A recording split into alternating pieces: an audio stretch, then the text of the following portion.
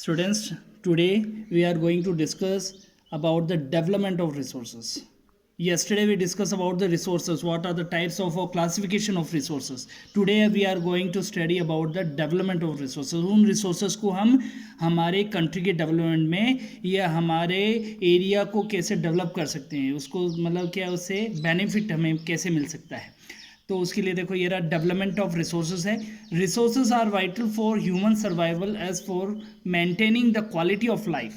अब हम जानते हैं कि हमारी लाइफ के जीने के लिए not only food but special minerals को भी हमें कन्वर्ट करना पड़ता है for our better luxurious life. ठीक है ना.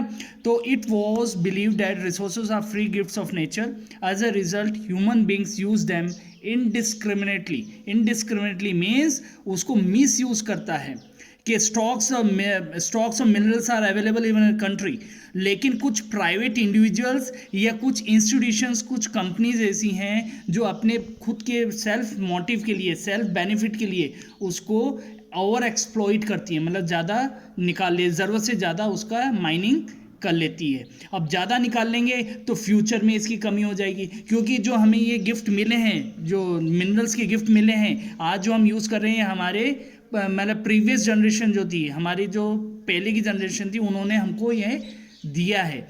तो हमारा भी फ़र्ज़ बनता है कि हम भी हमारे मिनरल्स को मतलब मीनिंगफुल, मतलब सेंसिबली हम उसको यूज़ करें और फ्यूचर जनरेशन के लिए बचा के रखें. लेकिन ज़्यादा एक्सप्लॉइट करेंगे तो क्या प्रॉब्लम हो सकती है? डिप्लेशन ऑफ रिसोर्सेज, मतलब जो स्टॉक्स की इन्वेंट्री है, जो ज़मीन के नीचे जो स्टॉक्स है मिनरल्स के, वो जल्दी ख़त्म हो सकते हैं. जैसे एक सर्वे में कहा गया है कि हमारा कोल का एक एग्जांपल दे रहा हूँ. I am going to give you the one example regarding to coal. कहते हैं कि कोल का जो इंडिया के पास रिजर्व है, इट इज़ फॉर 300 ईयर्स. ठीक है ना. लेकिन हम उसको मिसयूज़ कर रहे हैं. कुछ इंडिविजुअल्स ऐसे हैं जो माइनिंग का लाइसेंस लेके या उसको ओवर एक्सप्लॉइट कर रहे हैं, निकाल रहे हैं. तो वो 300 साल का जो स्टॉक एक्सपर्ट्स बताते हैं, वो हो सकता है 250 ईयर्स में भी ख़त्म हो जाए, 50 ईयर्स पहले भी ख़त्म हो जाए, क्योंकि हम ज़रूरत से ज़्यादा उसका एक्सप्लॉइट कर रहे हैं, निकाल रहे हैं. फिर सेकेंड पॉइंट है accumulation of resources in few hands which in turn divided the society into 2 segments, half and half notes for rich and poor. अब क्या है, कुछ ये जो माइनिंग का प्रोसेस है या रिसोर्सेज को निकालने का जो प्रोसेस है, कुछ ही इंडिविजुअल्स के हाथ में है. वो इसको अपने सेल्फ मोटिव के लिए, सेल्फ बेनिफिट के लिए ओवर एक्सप्लॉइट कर रहे हैं. लेकिन एक इसका वर्ल्ड लेवल के ऊपर, इसमें एक वर्ल्ड लेवल के ऊपर एक सबमिट हुआ था जो कि रियो डी जेनेरियो में हुआ था. ब्राज़ील की कैपिटल है रियो डी जेनेरियो. इसमें 1992 में एक ना सबमिट हुआ था. वो सबमिट को नाम दिया गया था अर्थ सबमिट 1992.